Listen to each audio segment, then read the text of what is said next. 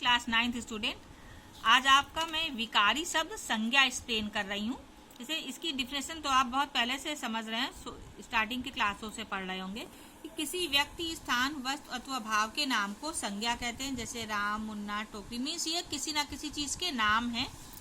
संज्ञा के भेद देखिए, हिंदी में संज्ञा के 3 भेद होते हैं: व्यक्तिवाचक संज्ञा प्रॉपर नाउन, जातिवाचक संज्ञा कॉमन नाउन और भाववाचक संज्ञा ऑब्स्ट्रैक्ट नाउन।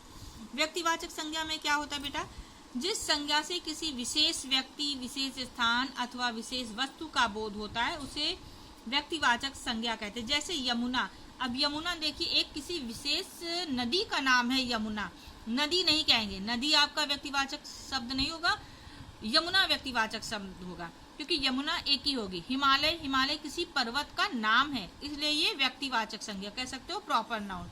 दिल्ली ये शहर का नाम है। जवाहरलाल ये भी किसी व्यक्ति का नाम है। ताजमहल ये किसी बिल्डिंग का नाम है। रामायण किसी पवित्र ग्रंथ का नाम है। बाइबिल ये भी ग्रंथ का नाम है। गीतांजलि ये भी ग्रंथ का नाम है, पुस्तक का नाम है। तो ये किसी विशेष व्यक्ति या किसी विशेष वस्तु को दर्शाते हैं, इसलिए इन्हें व्यक्तिवाचक संज्ञा कहा जाएगा। सेकंड है जातिवाचक संज्ञा। जिस संज्ञा से किसी एक जाति के सभी पदार्थों अथवा प्राणियों का ज्ञान हो उसे जातिवाचक संज्ञा कहते हैं, मीन्स कॉमन नाउन।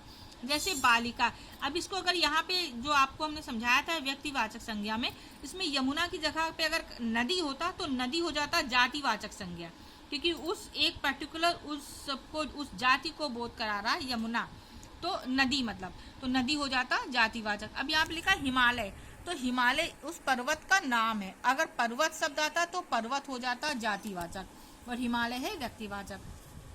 फिर देखिए घोड़ा, घोड़ा किसी पशु का उसका नाम नहीं है, घोड़ा उस जाति को शो कर रहा है, इसलिए ये जातिवाचक संज्ञा। नगर, कौन सा नगर, अगर नगर का नाम देंगे तो व्यक्तिवाचक संज्ञा और नगर लिखेंगे तो जातिवाचक संज्ञा। ऐसे ही पुस्तक, जातिवाचक संज्ञा। पुस्तक का नाम अगर हम बताएं रामायण तो हो जाएगा व्यक्तिवाचक संज्ञा।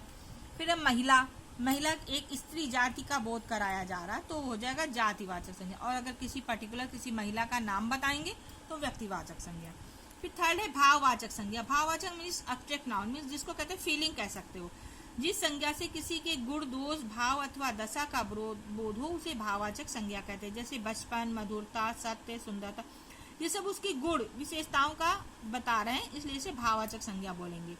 अब है अंग्रेजी व्याकरण के प्रभाव से कुछ विद्वान संज्ञा के 2 भेद और बताते हैं, समुदायवाचक या समूहवाचक और द्रव्यवाचक। समुदायवाचक में जैसे या ग्रुपवाचक जिसको कहते हैं, समूहवाचक वे शब्द हैं जो किसी समुदाय का बोध कराते हैं, जैसे सेना, सभा, कक्षा, मंडली आदि। जैसे किसी एक ग्रुप को शो करें, सेना, तो जब बहुत सारे लोग होंगे तो उसको सेना बोलेंगे। कक्षा, क्लास में एक बच्चा हो तो उसको कक्षा नहीं बोलेंगे, बहुत सारे हो तो कक्षा, मतलब एक ग्रुप को जो शो करते हैं उन्हें समुदायवाचक संज्ञा कहते हैं। फिर द्रववाचक संज्ञा, द्रव मीन्स पदार्थ, जैसे सोना, लोहा, पानी, तांबा आदि। अब देखिए आपका जो नेक्स्ट आता है संज्ञाओं का रूप परिवर्तन, लिंग के आधार पे, वचन के आधार पे, कारक के आधार पे। इधर आपका पहला आता है लिंग के आधार पे, पुल्लिंग से स्त्रीलिंग बनाना, स्त्रीलिंग से पुल्लिंग बनाना। जैसे यहाँ पे दिया पुल्लिंग देव, तो उसका स्त्रीलिंग होगा देवी, क्लियर। तो उसके बाद यहाँ पे जैसे कुछ अकारांत पुल्लिंग होते हैं, शब्दों के अंतिम आ को स्त्रीलिंग बनाने के लिए इया कर दिया जाता है। जैसे कुत्ता, तो इया आपका लग जाएगा कुतिया। बूढ़ा, तो इसमें इया लग जाएगा बुढ़िया। डिब्बा, डिबिया, इया लग जाएगा ना, बेटा, बिटी, इया।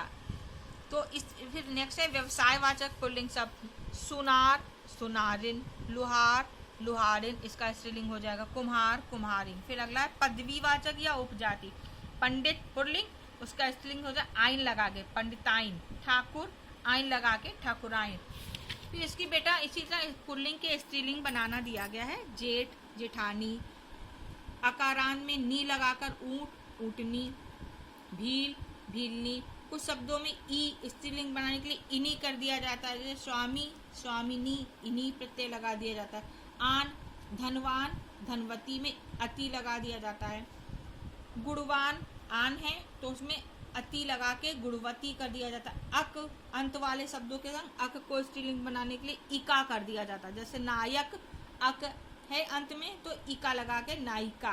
सेवक, अक है लास्ट में तो इका लगा के सेविका। इसी तरह अकारांत तत्सम शब्दों में अ को स्त्रीलिंग बनाने के लिए आ कर दिया जाता है, जैसे सुत, सुता, बाल, बाला, प्रिय, प्रिया। फिर ता के स्थान पर त्री लगाकर, जैसे दाता, दात्री, कर्ता, कर्त्री, अभिनेता, अभिनेत्री, विधाता, विधात्री।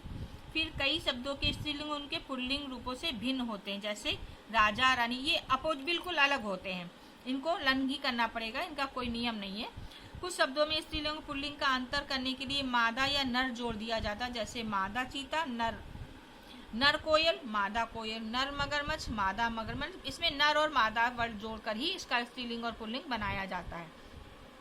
अब कुछ शब्द सदा पुल्लिंग होते हैं, वे हमेशा पुल्लिंग ही लिखे जाते हैं, जैसे मच्छर, खटमल, चीता, बिच्छू, गरुड़, कछुआ, बाज, गेंडा, खरगोश। इसमें नर मादा ही लिखा जाएगा। कुछ शब्द सदा स्त्रीलिंग होते हैं, जैसे मक्खी, तो इसको क्या बोलोगे, नर मक्खी करोगे ना। ये देखिए जैसे लिखा, गिलहरी, ये हमेशा नर में आते हैं। कुछ नदियों के नाम प्रायः स्त्रीलिंग होते हैं, जैसे गंगा, यमुना, गोदावरी, कृष्णा, कावेरी आदि। ब्रह्मपुत्र छोड़कर, ब्रह्मपुत्र जो है वो पुल्लिंग वर्ड है। अब देखिए इसकी एक्सरसाइज मैं आपको सेंड कर रही हूँ, ये आपको फेयर कॉपी में करना होगा। Okay, thank you.